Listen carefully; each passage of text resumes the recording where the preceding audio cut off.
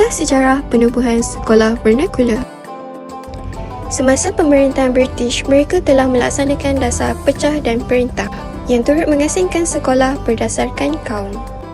Untuk pengetahuan anda, sekolah vernakular di Tanah Melayu terbahagi kepada 4 bahagian iaitu Sekolah Melayu, Sekolah Inggeris, Sekolah Cina dan Sekolah India. Pendidikan pada zaman pemerintahan British tiada matlamat dan objektif. Perkara ini menimbulkan ketidakseragaman dalam orientasi dan kurikulum pendidikan yang seterusnya menimbulkan masalah yang rumit, khususnya dari segi perpaduan kaum apabila negara ingin mencapai kemerdekaan. Seterusnya, mari kita lihat apakah kesan sekolah vernakular di Tanah Melayu. Selepas penubuhan sekolah vernakular oleh pihak British di Tanah Melayu, terdapat kesan-kesan negatif yang dirasai oleh masyarakat Melayu, Cina dan India pada zaman itu. Antaranya, jurang perpaduan antara masyarakat Melayu, Cina dan India semakin terpisah disebabkan ketidaksepadanan dan perbezaan silibus pendidikan yang mengikut negara asal. Yang kedua, bahasa dan budaya Melayu terancam disebabkan sistem pendidikan setiap kaum menggunakan bahasa ibunda asal sebagai bahasa pengantar. Seterusnya, wujud perbezaan sosioekonomi masyarakat disebabkan setiap kaum menerima tahap pendidikan yang berbeza. Adakah kamu tahu isu semasa mengenai sekolah vernakular? Isu yang pertama, isu mengenai keinginan untuk mengubah sekolah vernakular dan diganti dengan sekolah kebangsaan. Isu yang kedua, kesaan untuk menutup semua sekolah vernakular dan diganti dengan sekolah kebangsaan. Isu yang ketiga, bantahan terhadap pelaksanaan seni khuat Jawi di sekolah vernakular. Seterusnya, isu yang keempat, Kongres desak hapuskan sekolah vernakular secara berperingkat dalam tempoh 6 tahun adalah antara resolusi yang dibangkitkan dalam Kongres Maruah Melayu. Kawan-kawan, mari kita lihat apakah pandangan rakyat Malaysia terhadap cadangan pemasuhan sekolah vernakular di Malaysia. Terbahagi kepada 2 pendapat dalam pendidikan satu aliran iaitu 51% bersetuju dengan pendidikan satu aliran manakala 49% lebihnya tidak bersetuju dengan pendidikan satu aliran. Seterusnya, mari kita lihat kesan-kesan sistem pelaksanaan sekolah vernakular. Terdapat beberapa kesan yang dapat kita lihat dan bincangkan hasil daripada pelaksanaan sistem sekolah vernakular ini. Mari kita lihat kesannya terhadap individu dari aspek positif. Yang pertama, berpeluang mempelajari pelbagai bahasa. Yang kedua, dapat mempelajari pelbagai budaya. Yang ketiga, dapat memupuk kecintaan dan kesetiaan terhadap budaya dan kaum masing-masing. Beralih pula kepada kesan negatif terhadap individu. Yang pertama, kurang penguasaan bahasa ibunda. Yang kedua, timbul persepsi buruk terhadap individu berlainan budaya. Yang ketiga, kemajuan ekonomi yang tidak stabil dalam kalangan pelajar. Terusnya, mari kita lihat kesan positif terhadap masyarakat. Yang pertama, memelihara penggunaan bahasa ibunda bagi setiap kaum. Yang kedua, dapat mengelakkan pengaruh negatif budaya lain. Dan yang ketiga, mengekalkan tradisi dan amalan kaum sendiri. Seterusnya, mari kita beralih kepada kesan negatif terhadap masyarakat. Yang pertama, sikap perkauman yang sangat melampau. Yang kedua, timbul banyak diskriminasi antar kaum. Dan yang ketiga, membantutkan aktiviti kemasyarakatan dan melunturkan semangat kejiranan pelbagai kaum. Kemudian, mari kita lihat kesan positif terhadap negara. Yang pertama, budaya menghormati hak kaum lain. Yang kedua, penekanan pembelajaran yang pelbagai. Dan yang ketiga, pendedahan budaya antara kaum. Seterusnya, beralih kepada kesan negatif terhadap negara. Yang pertama, ketidakstabilan kegiatan ekonomi. Yang kedua, kurangnya nilai integrasi dalam politik dan pentadbiran. Dan yang terakhir, menambahkan jurang perkauman dan persepsi negatif. Seterusnya, mari kita beralih kepada apakah antara langkah-langkah yang dapat diambil bagi merapatkan jurang di antara kaum. Langkah yang pertama, penerapan nilai-nilai budaya dan warisan dalam aktiviti harian. Sebagai contohnya, variasi makanan. Terdapat pelbagai budaya dan warisan dalam makanan masyarakat Malaysia. Seterusnya, pakaian. Sebagai contohnya, masyarakat India menggayakan pakaian sari. Yang ketiga, peradaban. Malaysia terkenal dengan adab lemah lembut dan sopan santun. Langkah yang kedua, mengadakan program kenegaraan seperti program latihan khidmat negara atau lebih dikenali sebagai PLKN. Tujuan program ini diadakan adalah untuk melahirkan semangat perpaduan dalam jiwa remaja daripada masyarakat majmuk yang bakal menjadi pemimpin negara pada masa hadapan. Antara langkah yang seterusnya dapat dilaksanakan ialah dengan melaksanakan sekolah wawasan. Dengan pelaksanaan sekolah wawasan, kita dapat memperkasa hubungan kaum di antara kalangan murid di peringkat sekolah melalui aktiviti berkumpulan yang dijalankan. Langkah yang terakhir ialah dengan mengadakan program-program sesama masyarakat untuk menyemarakkan semangat muhibah antara kaum di Malaysia. Melalui program ini, diskriminasi antara kaum dapat dibendung dan dapat mewujudkan nilai keakraban di dalam masyarakat yang pelbagai kaum.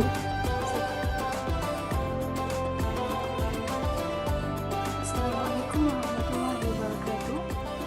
Saya Nur Soalan binti Mazlan, nombor matrik 1916968. Refleksi saya terhadap video infografik yang dihasilkan oleh kumpulan saya yang bertajuk Sekolah Vernacular Penghaluan Perpaduan dalam kalangan kaum di Malaysia.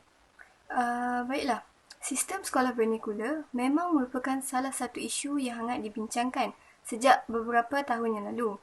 Pada pandangan saya, tidak ada penafian bahawa sistem sekolah vernacular merupakan titik permulaan penyatuan kaum di Malaysia ini wujud. Seperti yang kita ketahui, sekolah adalah tempat anak bangsa ini dibentuk dan menjadi saksi penyatuan antara kaum itu wujud. Sekolah vernacular menjadikan interaksi antara kaum itu terhad. Apabila sebuah sekolah itu wujud, berteraskan kaum yang berbeza, sememangnya sukar untuk mewujudkan satu masyarakat yang bersatu padu. Walaupun sekolah vernacular ini sukar untuk dihapuskan, semua pihak harus berani untuk melaksanakan, menerima, mencapai satu matlamat sebagai masyarakat Malaysia yang mempunyai satu bangsa yang bersatu padu. Harus diakui juga bahawa membuat perubahan besar dalam sistem pendidikan memerlukan tempoh masa yang lama dan keinginan politik yang kuat. Akan tetapi, jangan kita jadikan ia satu alasan untuk tidak bersatu padu. Masih belum terlambat untuk kita menambahbaikkan sistem pendidikan kebangsaan demi kebaikan kita bersama. Bismillahirrahmanirrahim. Assalamualaikum warahmatullahi wabarakatuh. Nama saya Siti Kamisah binti Idris. Pada bahagian ini, saya akan menyatakan refleksi saya terhadap video infografik yang telah dihasilkan oleh ahli kumpulan saya yang bertajuk Sekolah Vernacular Penghalang Perpaduan Kaum di Malaysia. Pendidikan merupakan asas yang penting bagi setiap individu tanpa mengira bangsa, agama, warna kulit dan latar belakang kehidupan seseorang. Hal ini kerana pendidikan merupakan acuan yang mampu mencorak kehidupan setiap pelajarnya ke arah yang lebih baik. Namun, kebimbangan masyarakat pada masa kini adalah kesan penjajahan kerajaan British ke tanah Melayu pada zaman dahulu yang memperkenalkan dasar pecah dan perintah sehingga terbentuknya sekolah vernacular, di mana sekolah ini menekankan aspek kepentingan kaum masing-masing. Secara tidak langsung, dasar ini membawa ketidakseimbangan atau komplikasi antara masyarakat yang berbilang kaum. Dan tidak dapat disangkal masalah perpaduan kaum ini terus berlarutan sehingga ke hari ini. Tetapi tindakan bijak yang diambil oleh pihak kerajaan seperti mewujudkan dan melaksanakan sekolah wawasan dan program kenegaraan sedikit sebanyak berjaya mengurangkan jurang perpaduan kaum di negara kita. Oleh itu, sebagai rakyat Malaysia yang hidup secara berbilang bangsa, kita tidak boleh meletakkan seluruh kebergantungan kita kepada program yang telah diwujudkan oleh pihak kerajaan semata-mata. Tetapi, kita perlu juga mengambil inisiatif dan langkah yang seterusnya bagi mengekalkan perpaduan kaum di negara ini agar peristiwa 13 Mei tidak terulang kembali. Hal ini kerana perpaduan kaum sebenarnya terletak pada bangsa itu sendiri. Kita tidak memerlukan perubahan secara drastik yang memberikan kesan yang sementara, tetapi kita mengharapkan perubahan yang sedikit tetapi mampu memberi impak yang berkesan dan luar biasa. Assalamualaikum warahmatullahi wabarakatuh. Nama saya Nur Adila Akilah binti Abdul Rahman, matrik number 1915370. Jadi berdasarkan video ini yang bertajuk Sekolah Vernacular Penghalang Perpaduan Kaum, refleksi saya mengenai tajuk ini ialah bahawa sekolah vernacular telah menyebabkan masyarakat negara ini tidak menuju kepada perpaduan kaum dan ini disedari bercanggah dengan kepentingan terhadap perpaduan. Kerana apa? Kerana setiap kaum di Malaysia sudah diasingkan dalam bentuk pendidikan. Secara tidak langsung, mereka akan mempunyai mentaliti untuk mengasingkan diri daripada bergaul dengan kaum yang lain. Jadi, perpaduan kaum sangat sukar dibentuk dan dipupuk kerana tidak ada satu bahasa yang dapat dijadikan bahasa rasmi yang boleh menyatukan semua masyarakat di negara kita ini. Jadi, semua pihak perlu memainkan peranan masing-masing dalam mengatasi perkara ini dan bekerjasama antara satu sama lain bagai au dengan tebing agar kewujudan sekolah vernakular ini tidak menjadi satu penghalang kepada negara kita Malaysia untuk menjadi sebuah negara yang gah di mata dunia. Assalamualaikum warahmatullahi wabarakatuh. Nama saya Husna Hidayah binti Abdul Razak, nama matrik 1913448. Isu sekolah vernakular adalah sebuah isu hangat yang tidak pernah lekang daripada landscape politik Malaysia sejak daripada kemerdekaan lagi.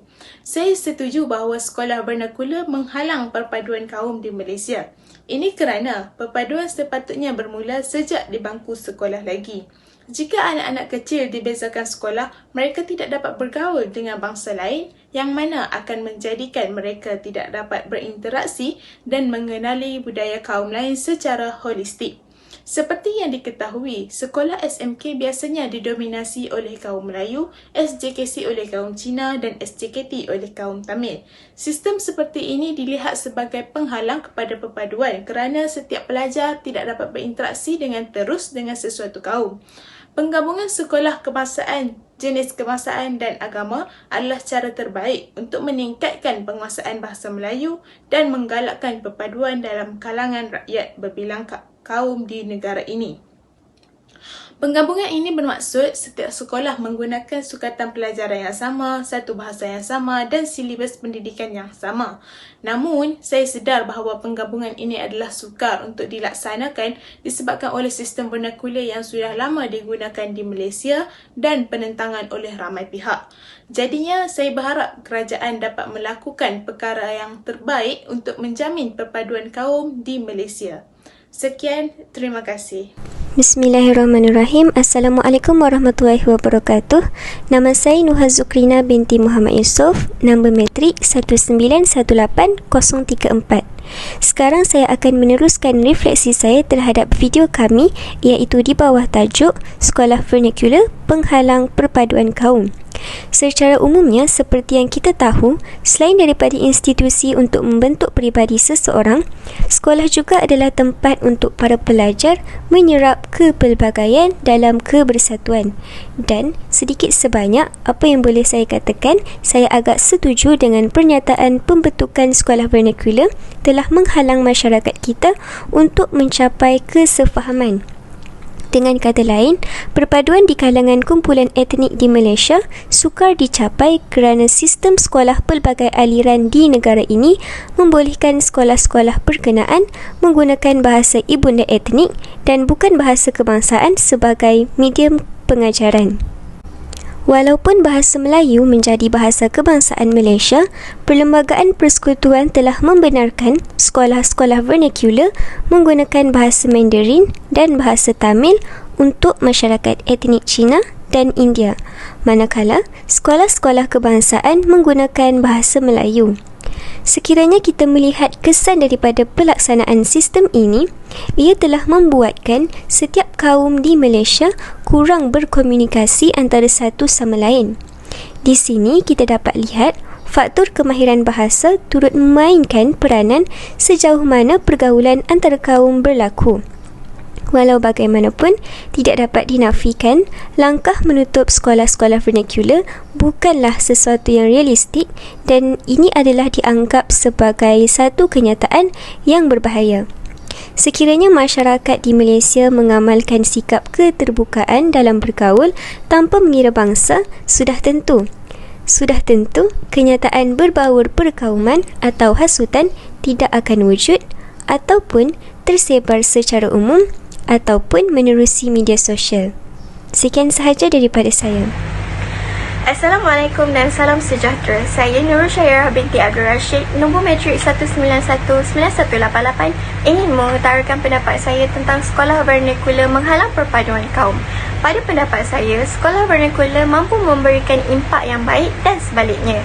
Antara kesan yang baik ialah dengan adanya sekolah vernakular dapat mempelajari pelbagai bahasa. Sebagai contohnya, terdapat ibu bapa yang berbangsa Melayu mendaftarkan anak-anak mereka di sekolah jenis kebangsaan Cina atau SCKC atas alasan tertentu, dan itu memberikan satu kelebihan kepada anaknya, iaitu dapat mempelajari bahasa Mandarin.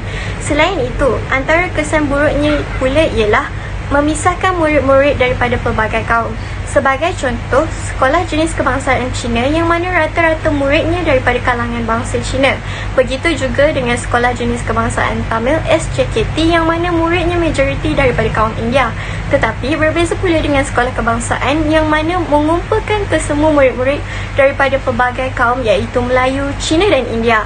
Yang mana murid-murid di sekolah kebangsaan mereka dapat bergaul antara satu sama lain, dan ini dapat menyeratkan lagi hubungan perpaduan antara kaum.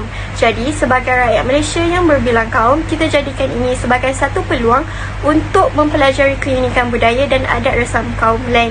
Kita juga seharusnya mengubah mentaliti masyarakat kita yang mengasingkan diri daripada bergaul dengan bangsa lain dan tidak menending jari semata-mata. Sekian sahaja dari saya. Terima kasih. Sekian sahaja dari kami. Terima kasih kerana sudi menonton.